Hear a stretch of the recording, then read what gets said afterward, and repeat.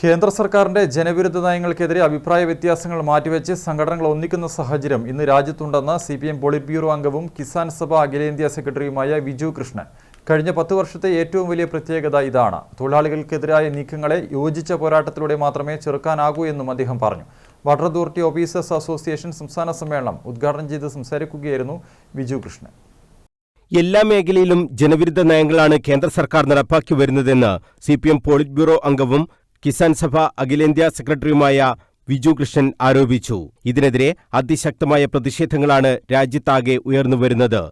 അഭിപ്രായ വ്യത്യാസങ്ങൾ മാറ്റിവെച്ച് എല്ലാ സംഘടനകളും ഇതിനെതിരെ ഒന്നിക്കുന്നുണ്ടെന്നും ഇത് നേരത്തെ കാണാൻ കഴിയാത്ത ഒരു കാര്യമാണെന്നും അദ്ദേഹം പറഞ്ഞു. And in many of these areas there have been struggles against that.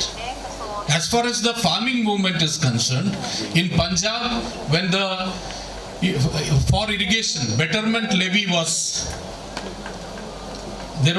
levied on farmers, the farmers protested against that. The All India Kisan Sabha was in the struggle and we successfully stopped it. In neighboring Karnataka, there was again betterment levy in the northern part of Karnataka when an irrigation project came up. There were struggles led by the All India Kisan Sabha. Initially at Naragunda and Navalgunda, 2 farmers from All India Kisan Sabha were shot dead. There were statewide protests in which about 30 of people were killed in firing in 1980s, early 1980s. കഴിഞ്ഞ 10 വർഷത്തിനിടയിൽ വലിയ രീതിയിലുള്ള ഐക്യം സംഘടനകൾക്കിടയിൽ ഉണ്ടായിട്ടുണ്ട്. തൊഴിലാളികൾക്കെതിരായ നിയമങ്ങൾ വരുമ്പോൾ കർഷകരും, കർഷകർക്കെതിരായ നിയമം വരുമ്പോൾ തൊഴിലാളികളും പ്രക്ഷോഭരംഗത്ത് ഇറങ്ങുന്ന കാഴ്ചയും രാജ്യം കണ്ടു. എല്ലാ മേഖലയിലും സ്വകാര്യവൽക്കരണമാണ് നടക്കുന്നത്. ഇത് തൊഴിൽ സാധ്യതകളെപ്പോലും ഇല്ലാതാക്കുകയാണ്. ഇത് രാജ്യത്തുണ്ടാക്കുന്ന പ്രതിസന്ധി ചെറുതല്ലെന്നും വിജു കൃഷ്ണൻ പറഞ്ഞു. That is a situation which will emerge also if privatization is allowed in that field in a big way.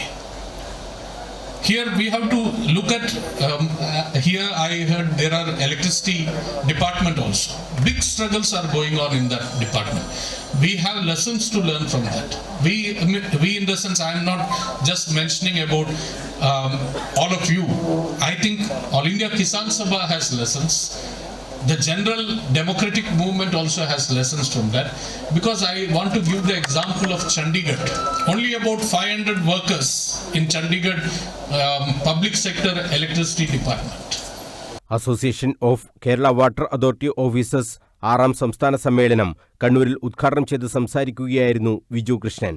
Aqua സംസ്ഥാന പ്രസിഡന്റ് എസ് തമ്പി അധ്യക്ഷത വഹിച്ചു. Demin Damodar, Prajitha, S Santhosh Kumar, V Sudheer, K Anilkumar, P Unnikrishnan, Honey Balachandran, S Ranjeev തുടങ്ങിയവർ സംസാരിച്ചു. News bureau, Kannur.